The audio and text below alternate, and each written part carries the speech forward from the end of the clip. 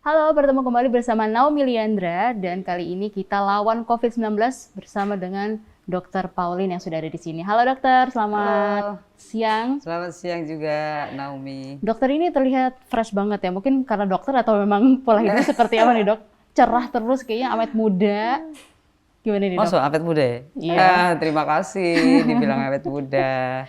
Dok, aku pengen tahu dong rahasianya mungkin keseharian dokter bisa di-share sama kita juga bagaimana caranya untuk bisa tetap hidup yang sehat mungkin Iya, apalagi di masa COVID ini masa ya. COVID seperti Di ini. masa pandemi ini kita memang harus mengupayakan supaya tubuh kita ini tetap sehat dan bugar. Nah, Jadi sehat saja nggak cukup, harus tambah bugar. ya. Seperti itu. Dan apa sebenarnya harus dilakukan supaya mendapatkan tubuh yang sehat dan bugar?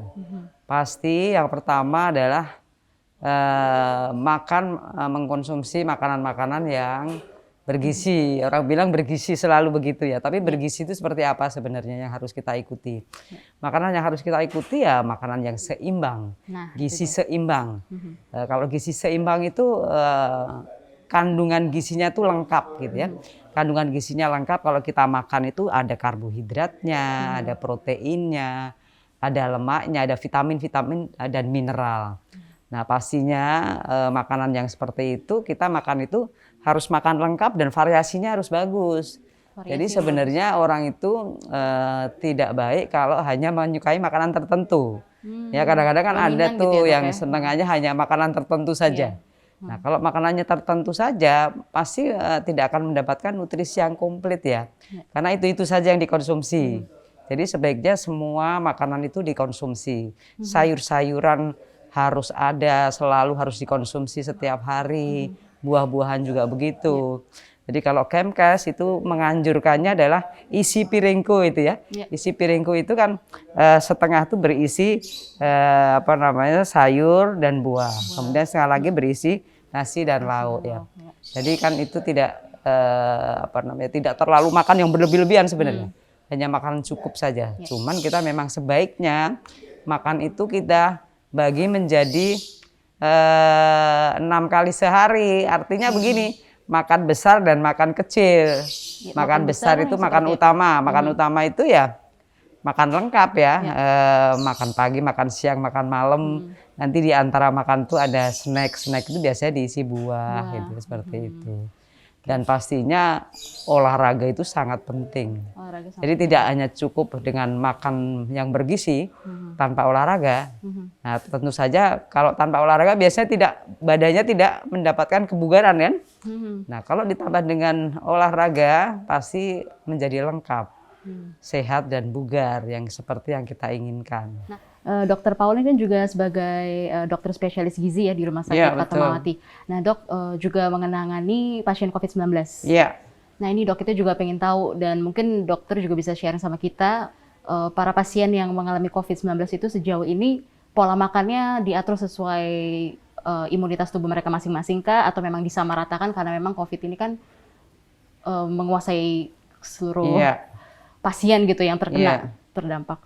Saya dokter spesialis gizi di Rumah Sakit Fatmawati, betul sekali, dan ikut menangani pasien-pasien yang terdampak COVID-19. Pasien yang datang ke rumah sakit itu kondisinya kan berbeda-beda. Jadi ada yang berat, ada yang ringan. Tentu saja pilihan untuk pemberian nutrisi ini juga berbeda untuk mereka. Pasien-pasien yang kondisinya kritis, misalnya kemudian masuk ke ICU atau high care, bisa seperti itu, memang kita lihat kondisinya secara rinci ya. Bagaimana kondisi pernafasannya, kesadarannya, perlu pasang NGT atau tidak, yang seperti itu. Dan tentunya kita pilihkan makanan yang sesuai dengan kondisinya saat itu. Kalau pasiennya sesek, kita berikan makanan yang mudah dikonsumsi dan mudah dicerna. Biasanya makanan cair, biasanya seperti itu. Bisa diberikan makanan cair yang kalorinya tinggi dan padat nutrisi. Nah, biasanya kita memberikannya juga tidak langsung porsi besar. Kalau kondisi sesek kita berikannya porsi kecil tapi lebih sering diberikan. Kemudian kalau ada perbaikan, kemudian tentunya nutrisinya pun akan kita rubah disesuaikan dengan kondisinya untuk mendukung proses penyembuhan dari pasien COVID tersebut. Tapi kalau pasiennya hanya gejalanya ringan, biasanya kita memberikan makanan yang dari awal itu kita berikan makanan lunak dulu misalnya begitu. Nanti kita perhatikan, kita lihat kondisinya dengan makanan lunak ini bagaimana, apakah terganggu ataukah dia lancar makannya, bagus. Nah, kalau memang bagus kita tingkatkan lagi sampai dia bisa mengkonsumsi makanan biasa dengan komposisi yang seimbang. Seperti itu. Nah, kalau tadi kan ada gejala ringan, gejala yang berat juga, mungkin karena memang mereka tidak menjaga imunitas tubuh mereka pada saat adanya pandemi seperti ini, Dok ya.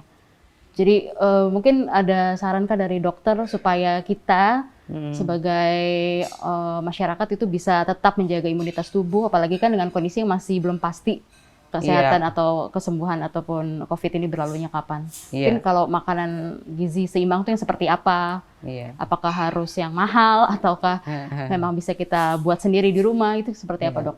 Ya memang kalau pasien itu pada saat terdampak ini kondisinya itu imunitasnya kurang bagus, pasti biasanya gejalanya lebih berat. Apalagi ada faktor-faktor komorbid ya. Jadi penyakit-penyakit penyerta ada, misalnya ada diabetesnya, ada hipertensinya, ada kansernya, atau penyakit-penyakit lain yang menyertai kondisi pada saat dia terkena COVID itu pasti gejalanya akan lebih berat. Dan itu tidak memandang usia kalau aku bilang, karena apa? Karena banyak juga pasien yang muda tapi dia punya penyakit-penyakit penyerta, jadi punya diabetes, hipertensi, padahal usianya mungkin baru 30-an, 40-an yang seperti itu, dan itu bisa bergejala yang lebih berat dibandingkan orang-orang yang tanpa penyakit penyerta dan usianya masih muda gitu ya, usianya masih muda tanpa penyakit penyerta. Nah, itu biasanya gejalanya ya ringan sekali ya, dan biasanya itu sih tidak perlu dirawat kalau gejalanya ringan sekali. Harus isolasi mandiri, biasanya seperti itu, 14 hari isolasi mandiri di rumah. Seperti itu. Nah, kalau memang bergejala dan bergejalanya agak berat, ya memang harus dirawat di rumah sakit. Dan itu pun kita lihat lagi gitu, seperti apa nih kondisinya. Kemudian untuk meningkatkan imunitas pada saat supaya tidak terdampak lah, maksudnya ya kita memang harus, yang pertama itu kita harus makan makanan yang bergizi. Tapi yang paling utama memang kita harus mengikuti protokol kesehatan dulu nih, ya kan? Protokol kesehatan ini memang benar-benar harus dijalankan, pakai masker, cuci tangan, berjarak ya, jadi tidak berkerumun, bergerombol, tidak seperti itu. Selain itu juga meningkatkan secara pribadi, meningkatkan daya tahan tubuh sendiri. Nah, meningkatkan daya tahan tubuh sendiri itu ya pasti yang pertama pola hidupnya itu mestinya memang harus pola hidup yang sehat. Yang tadi kurang sehat diubah jadi mau tidak mau suka tidak suka ya. Itu yang seperti apa? Pola hidup sehat itu ya makannya sehat, harus makan sehat, harus istirahatnya harus sehat. Istirahat sehat itu apa? Istirahat sehat ya tidur harus cukup. Jadi jangan tidur hanya 2 jam. Tidur yang baik itu berapa jam, Dok? Tidur sehat itu ya 6 sampai 8 jam tidur sehat. Kemudian harus beraktivitas sehat, harus olahraga, harus berpikir sehat juga, harus positive thinking. Jadi tidak boleh berpikiran yang macam-macam sehingga itu bisa atau stres gitu ya. Ada temennya yang kena, wah dianya stres, akhirnya daya tahannya malah jadi turun. Seperti itu. Nah, sinar matahari juga dibutuhkan nggak sih? Oh iya, sangat dibutuhkan. Jadi kalau makan sehat, kita ngomongin makan sehat itu kita mengikuti pola gizi seimbang. Nah, kita harus mengkonsumsi makanan yang kandungannya itu ada karbohidratnya, ada proteinnya, ada lemaknya, ada vitamin dan mineralnya.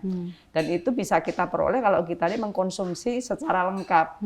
Jadi sumber karbohidrat misalnya begitu. Kalau kita biasa makan nasi, ya silahkan mengkonsumsi nasi. Tapi biasanya mengkonsumsi nasi ini tidak perlu yang berlebih-lebihan gitu kan.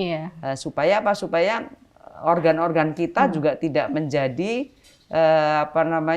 bekerja berat gitu. Kalau kita membiasakan diri mengkonsumsi makanan dalam jumlah besar nih, sudah pasti pada saat itu lambungnya mesti kerja keras, levernya kerja keras, pankreasnya kerja keras seperti itu. Dan kalau diikuti setelah bertahun-tahun, ya lama-lama kan ibaratnya seperti kecapean kan, Iya, pankreasnya mulai ngadat. malah jadi ada penyakit baru ya. Nah, mulai muncul penyakit macam-macam. Iya, Nah, tentu betul. saja itu tidak cocok ya, tidak bagus ya. Sebaiknya makan itu porsi kecil tapi lebih sering. Porsi kecil Ya, tapi lebih sering, ya, itu yang supaya baik ya. supaya yang pertama organnya tidak terbebani ya. Kemudian yang kedua apa namanya, bisa menyediakan energi itu lebih intens, lebih ada terus energinya. Iya. Kemudian juga kandungan vitamin mineralnya juga mencukupi. Jadi itu akan menjadi lebih bagus untuk imunitas tubuh kita.